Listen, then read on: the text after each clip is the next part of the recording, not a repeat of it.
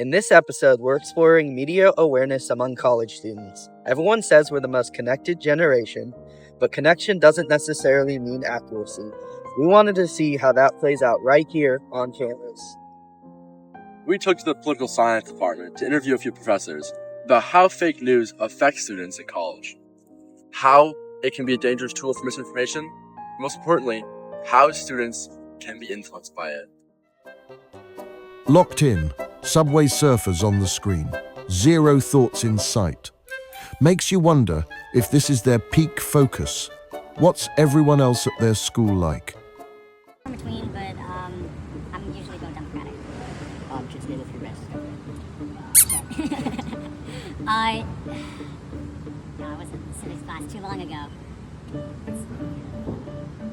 We have we have the judicial branch, we have the presidential branch, and we have the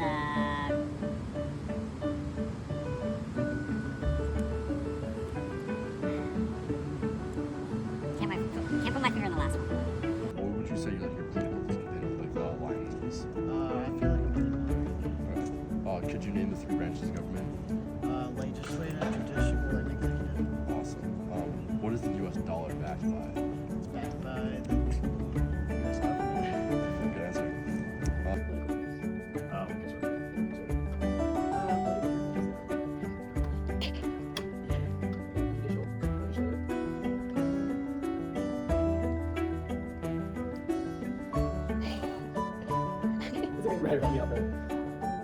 Three branches of government.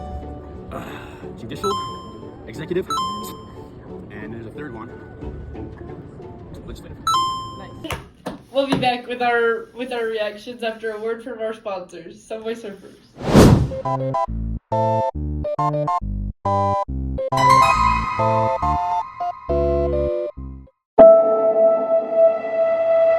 That was really sad. You know what else was sad? Some of those interviews. That was terrible to watch. It was hard. Some people really don't know what they're talking about. People just agree with whatever they hear. Like they don't even actually check this. They're like, "Oh, yeah, I guess that makes sense." Yeah, shocking news. We have a presidential branch. Did you know that? I didn't hear about that yet. No. Yeah. Learn something new. Maybe that's some more fake news.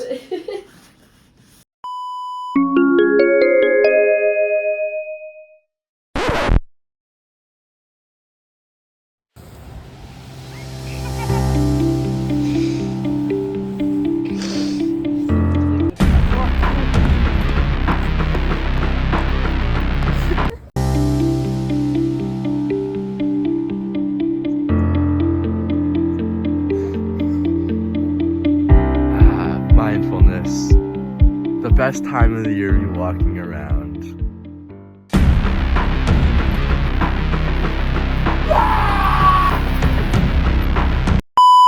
It is Travis Rodone. I'm a political science professor here. I have a PhD in political science from a long time ago. I teach courses in American politics, such as voting in elections, and media and politics, and also in methods, so research design and statistics. Perfect. So what characteristics do you think make fake news seem believable, and how can we spot those? Well, one thing you notice about fake news is that it's often designed to appeal to people's emotions. So the headline is something that might make you really angry or really anxious, something like that. And so I think one of the first things a user or consumer of news should do is stop and think, are they trying to make me mad? Are they trying to make me fearful? What emotions am I feeling? So I think that's an important way for people to put up some defenses against the fake news that you often see. Great. And then speaking of emotions, how do our emotions affect the way we perceive news? I know you just talked a little bit about that, but if you could expand. Yeah, so, there's a lot of psychological research on this. Oftentimes feelings of anxiety, they can work to make us seek out more information, which can be a good thing, but sometimes anger can shut us down. I get so angry by this, I'm not even going to search any further, and so it can be pretty complex, the interaction between those emotional reactions we experience and our news-seeking or consumption behavior. How have social media sites like TikTok and Instagram changed the ways we consume and trust fake news?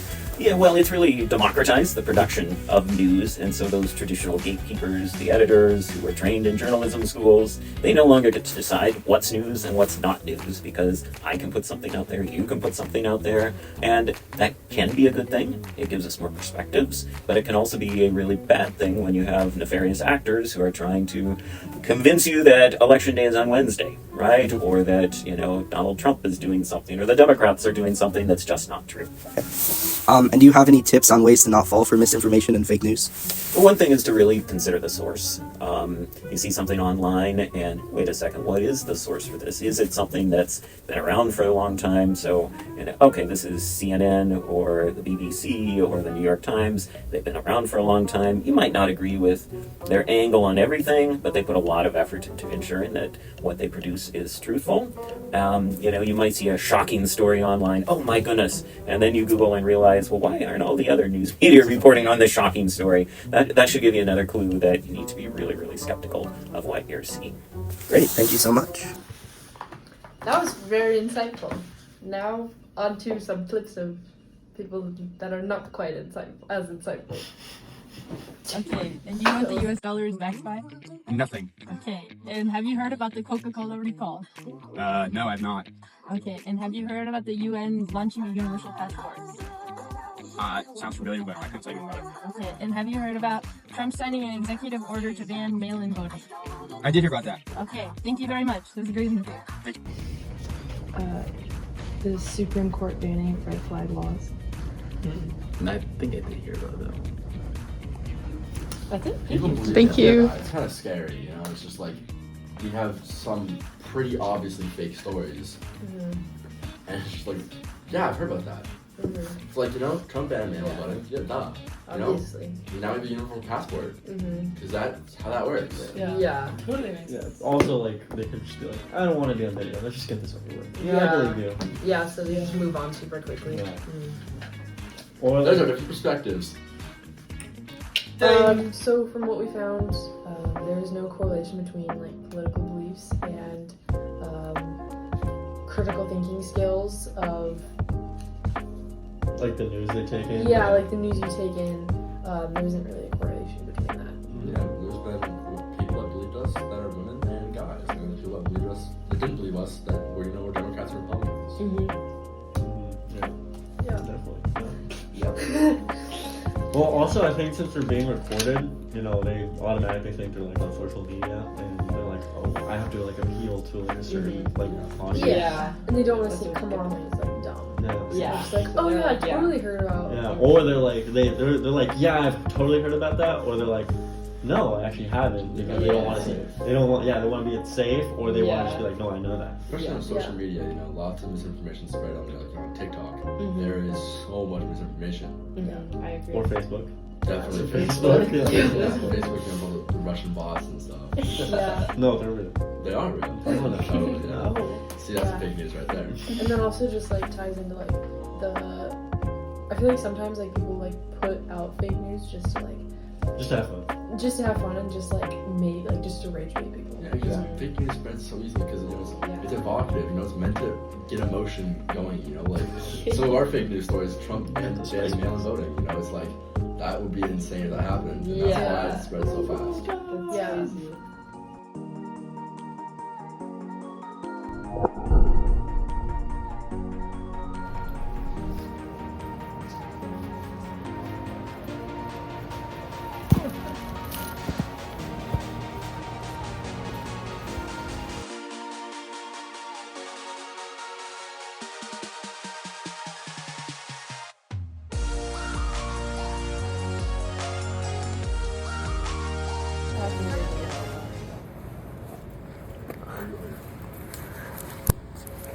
So, we didn't tell him to do that. We've been walking and recording our podcast. And he decided to climb a tree. Nature. We didn't tell him to do So that. nice. It's not part of the script, but it's funny.